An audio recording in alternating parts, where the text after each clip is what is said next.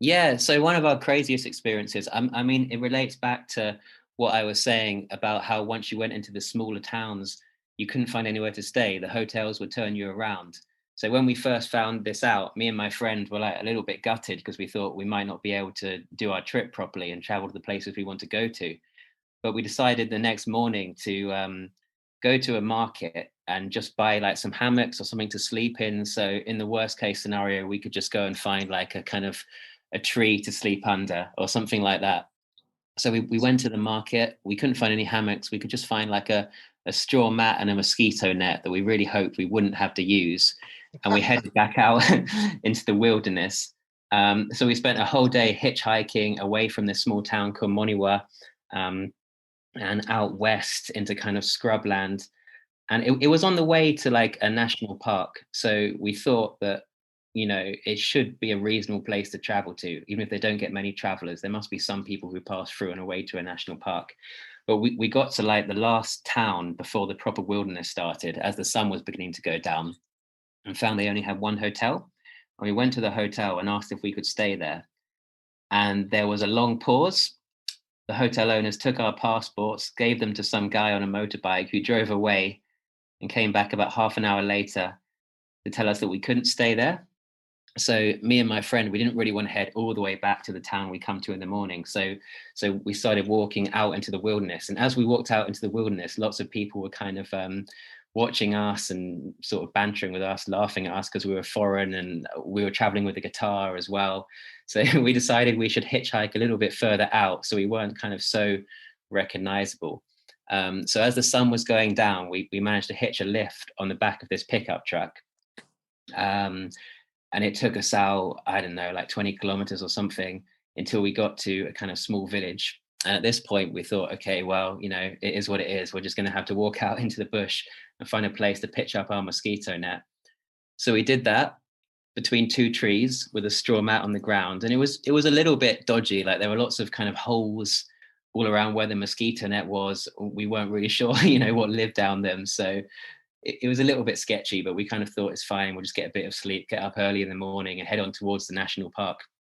And as it got dark and we were lying down, going to sleep, it was quite atmospheric because we were near several Buddhist monasteries, so you could hear a kind of a soundscape of like all the evening worship going on. It was actually quite Mm. peaceful. But then after about, I don't know, half an hour, these eight motorbike lights started going down this track that was kind of adjacent to us. And I woke up my friend and I said, Kier, like, look at all these lights. I think some people are onto us. And he's like, no, it's not for us. But then the lights changed, and what was happening was people were getting off the motorbikes, and there was like 7 or 8 people that we could just see as kind of distant lights kind of slowly coming towards us. It was a little bit like some kind of special encounters type film because everything was totally black apart from all these lights coming closer and closer. And we kind of got up and we started waving like, hello, hello, it's okay, Mingalaba, which means hello in Burmese. But we kind of realized they were forming into a formation. And when the group of people came out of the light into the area around us, the guy at the front was holding a big stick behind his head, sort of staring at us furiously. And all of his kind of friends had their fists up.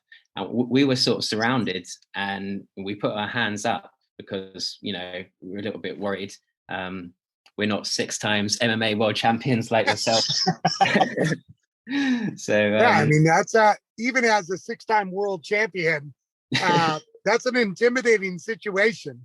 Like, oh you yeah, oh definitely. But it all went uphill from there, to be honest. So I think I think they were just scared that some people were invading their village or something, or were some kind of thieves or criminals, and they just didn't know what to make of us. But once they surrounded us and we were kind of sort of staring each other down, we started a really slow kind of diplomatic process.